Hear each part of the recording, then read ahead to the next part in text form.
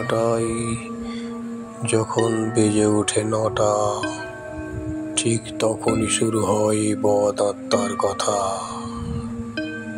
বদ আত্মার কথা চ্যানেলের পক্ষ থেকে আপনাদের সকলকে জানাই অনেক অনেক শুভেচ্ছা ও অভিনন্দন। এই চ্যানেলটিকে আপনারা অবশ্যই সাবস্ক্রাইব করে রাখবেন। আমরা যখনই কোনো নতুন ভিডিও ছাড়ব সরাসরি পৌঁছে যাবে আপনাদের কাছে। আজকে এরকমই এক সত্য ভয়ানক ভূতের ঘটনা নিয়ে আপনাদের সামনে হাজির হয়েছি। ঘটনাটি হলো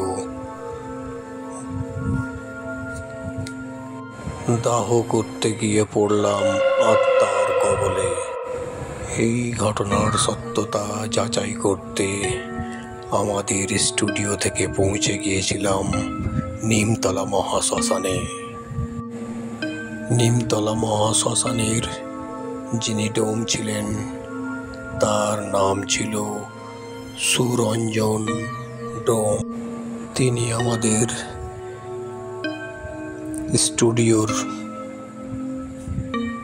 অলোকেশ বাবুকে জানালেন তার এই কথা, যেভাবে তিনি পড়েছিলেন দাহ করতে গিয়ে আত্মার কবলে। সরাসরি আপনাদের সামনে হাজির করলাম সেই ঘটনা। নমস্কার সুরঞ্জন বাবু, ভালো আছেন? হ্যাঁ দাদা, ভালো আছি, অনেক ভালো আছি। আপনারা কেমন আছেন? হ্যাঁ, আমরা অনেক ভালো আছি। আপনি বলুন আপনার সেই ঘটনার। আমাদের দর্শক অধীর আগ্রহে অপেক্ষা করছে আপনার ঘটনা শোনার জন্য। হ্যাঁ, নিশ্চয়ই শোনাবো সেই ঘটনা। সেদিন ছিল বিশাল ঝড় জলের একটি রাত। থেকে থেকে বিজলির চমক আর বাজ পড়ছিল।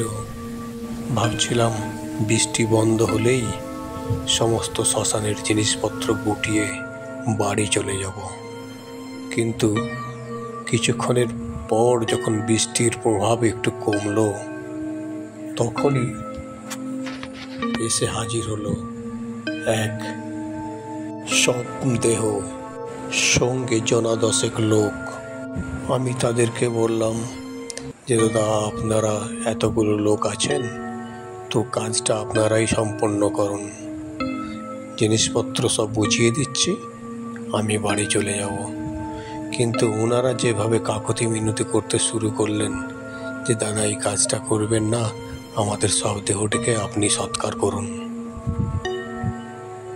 এই বলে অনেক অনুরোধ করতে লাগলেন। তাদের অনুরোধ আমি আর ফেলতে পারলাম না।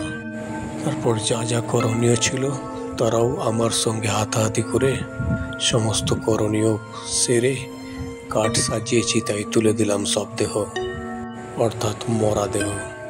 তারপর ওনাদের মধ্যে একজন মুখাগ্নি করলেন। আগুন দাউ দাউ করে জ্বলতে শুরু করলো। তার মাঝখানে কেরোসিন এবং ঘিও ঢালা শুরু করলাম। তীব্রতা আরও বেড়ে গেল। তারপর ওরা আমাকে কিছু টাকা হাতে গুঁজে দিয়ে বললেন যে তাহলে এবার আমরা যাই, বাকি কাজটুকু আপনি করে দেবেন। এটা নতুন নয়, এটা প্রায় সকল মরাদেহের পরিবারেরাই সাধারণত করে থাকেন।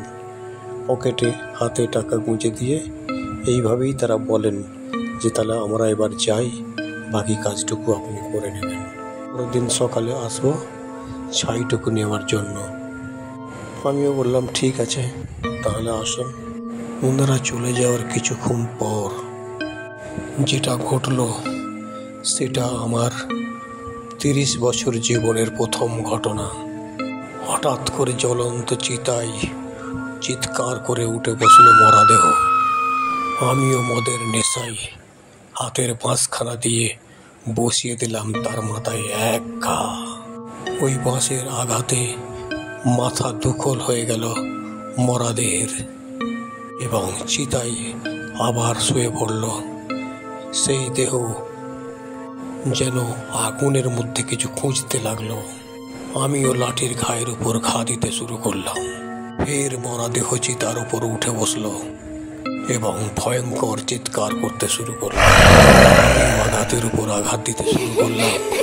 এইভাবে চলতে থাকে ঘন্টাখানেক দুজনের মধ্যে এক বীভৎস লড়াই। তারপরে ঘটে গেল আর এক কাণ্ড। মরাদেহ তার শরীরের সমস্ত আগুন ঝেড়ে পাখির মতো উড়ে গিয়ে বসলো পাশের প্রকাণ্ড বটগাছের ডগে। তখন আমার মদের নেশা প্রায় কেটে এসেছে। কিরকম যেন নিজেরও ভয় লাগতে শুরু করেছে। ওই প্রকাণ্ড গাছের উপর তাকিয়ে দেখলাম সে নিজের শরীরের মাংসগুলো ছিঁড়ে ছিঁড়ে খাচ্ছে আর বিকট অট্ট হাসি হাসছে, আর আমাকে বলছে এই মাংস খাওয়া শেষ হলেই হবে তোর পালা।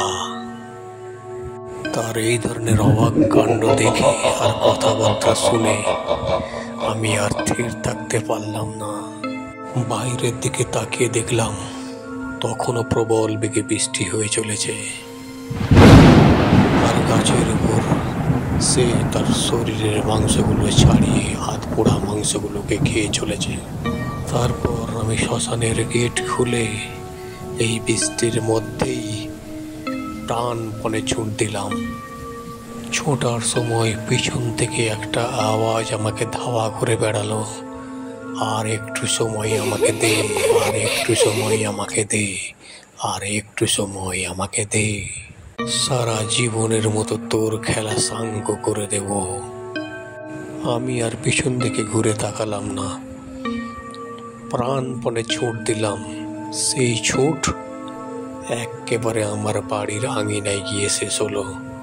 আমিও কাছাড় খেয়ে পড়লাম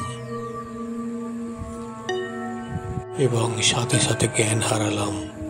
তারপর বাড়ির কেউ নিয়ে আমাকে ভিতরে নিয়ে যায়।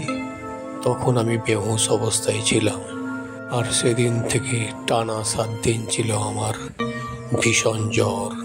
এই ছিল সেদিনের সত্য ঘটনা।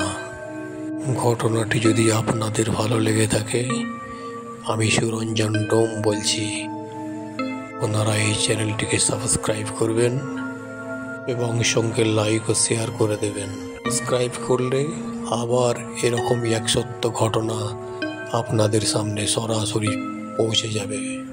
বদ আত্মার কথা এই চ্যানেল যা শোনাই সম্পূর্ণ সত্য ঘটনা, কোনো বানানো ঘটনা নয়।